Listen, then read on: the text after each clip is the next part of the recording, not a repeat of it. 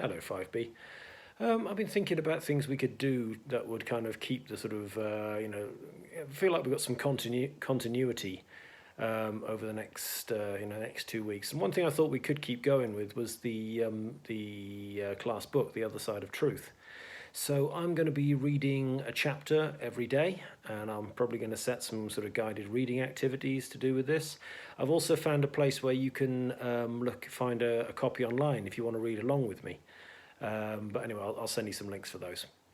All right, so this is chapter 21, and it's called What Kind of Name Is That?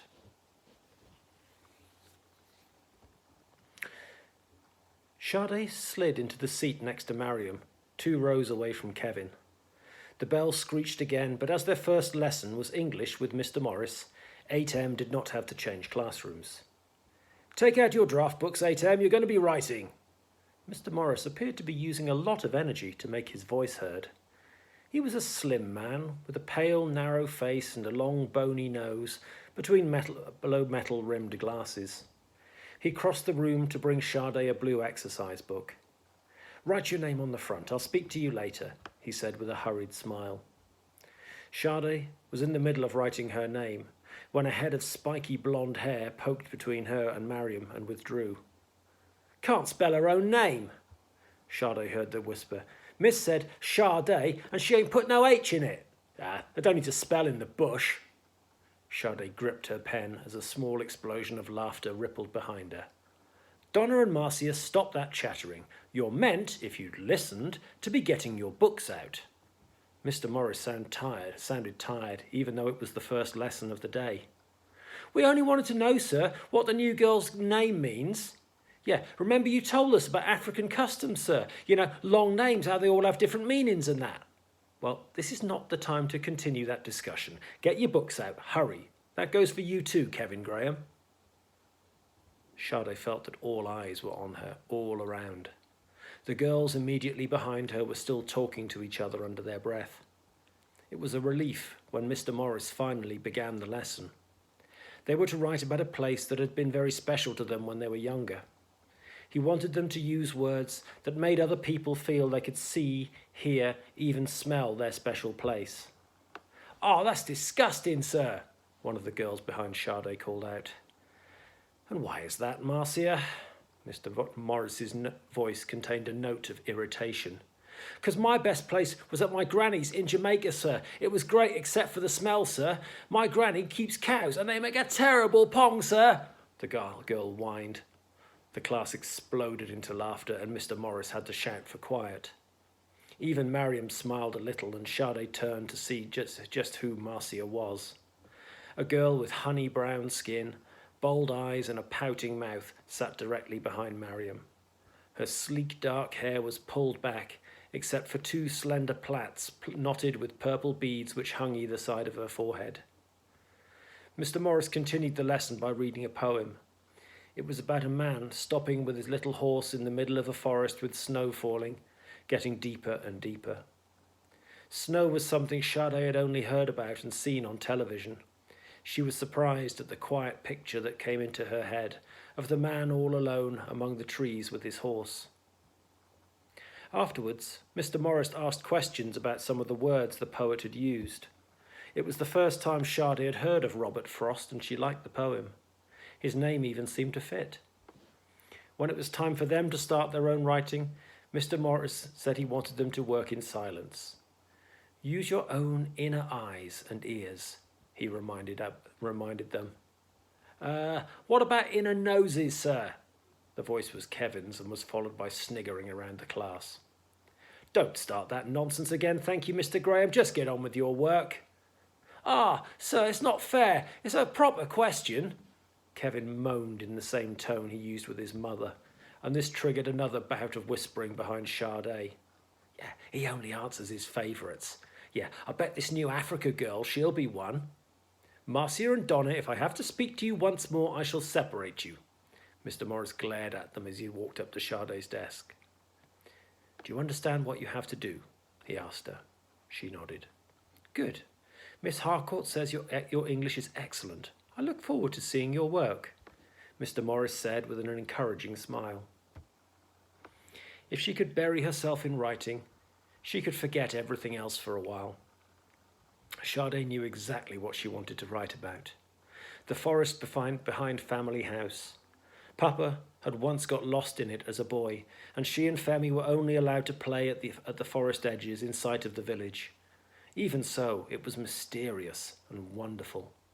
How could she ever find words to describe the extraordinary shapes and colours in that tangle of branches and leaves?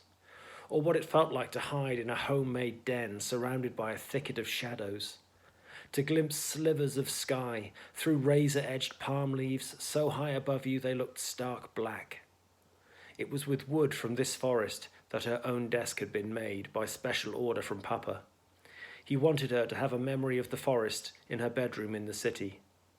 Mama had crocheted a little white mat for it, so the desk wouldn't be stained whenever she brought Sade a drink. "Don't you like to write?" Mariam inquired softly. Sade glanced around. Everyone she could see, including Mariam, appeared to have started. The more she thought about the forest, the less she knew where to begin. But she was saved by the bell. "I haven't dismissed you yet," called Mr. Morris as the low hum of voices became an instant roar. Struggling to establish silence again, he announced that as so much time had been wasted, he wanted everyone to complete their description for homework. "Do you see the way he looked at us?" Donna griped. "It's not the night for English homework anyway." "Yeah, it's not fair. I'm not doing it. No one's doing it. You pass that on," Marcia ordered. At break, Mariam showed Sade to the girls' cloakroom. "I wait for you here," she said, pointing to the corridor. Sade pushed open the door, leaving Mariam outside. "Oi, Marcia, look who's here." Donna and two other girls were by the sink. "Who?" Marcia's voice came from behind one of the toilet doors. Sade's instinct told her to leave, but Donna had already slipped between her and the cloakroom door. She'd put something onto her eyelashes that made her pupils into little blue pools, each surrounded by a circle of black, rather sticky ferns. "What's your name again?" she demanded cheekily. "Marcia wants to know." Sade pressed her lips together. She was aware of the other two girls closing in on her. A chain flushed and a lock was unbolted. "Miss Harcourt says your English is excellent." Marcia mimicked Mr. Morris. She leaned against the cloakroom door next to Donna and folded her arms. With her stacked heels, she was taller than Sade. "So, you better tell us, what is your name?" She bounced the words like she was skimming a sharp stone over water, waiting to see it hit the target. Sade felt trapped. "Sade Adewale," she said slowly, forcing herself to look at Marcia. "Don't let them see you're afraid." "Sade what?" Marcia drawled. "What kind of name is that then?" "Nigerian." Sade tightened her fist on her rucksack strap. "How come you speak English then?" Donna asked pertly. Sade knew they weren't interested. They wanted to play with her until they grew tired. "We have lots of languages. One of them is English." She couldn't stop that edge of curtness in her voice. "What, don't come and show off to us, Miss Sade Ade," Marcia scowled. "Didn't your mum teach you manners in Africa?" Sade said nothing. How dare they talk about Mama? "She sounds better when she shuts up, eh, Marcia?" snorted one of the other girls. "You heard what I said about English homework, right?" Marcia continued loftily. "No one does it. No one. Not unless I say so." "Everyone listens to Marcia in 8M, Donna confided, as if offering friendly advice. "If you don't, you'll have her to deal with. And if that's not enough for you, you'll have her brother too." She laughed and the others joined her. "Then you can really feel sorry for yourself." Flicking her braids, Marcia led her troop out of the cloakroom. As soon as they'd gone, Mariam entered, her face clouded with worried. She seemed relieved to see Sade. "They're bad girls," she said nervously. "They make trouble. They don't like Africans. I don't know why." An uneasy thought suddenly lodged itself in Sade's mind. Why had Mariam stayed outside? Had Marcia told her to bring Sade to this particular cloakroom so they could get her alone? Or was it just an accident? She knew nothing about Mariam. But one thing was fairly sure. Mariam was frightened of Marcia. Others probably were too. There had been no student like her at Presentation High, no one with so much power.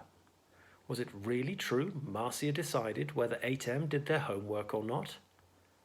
And more to the point, was she going to let Marcia dictate to her now? More tomorrow. Thanks for listening.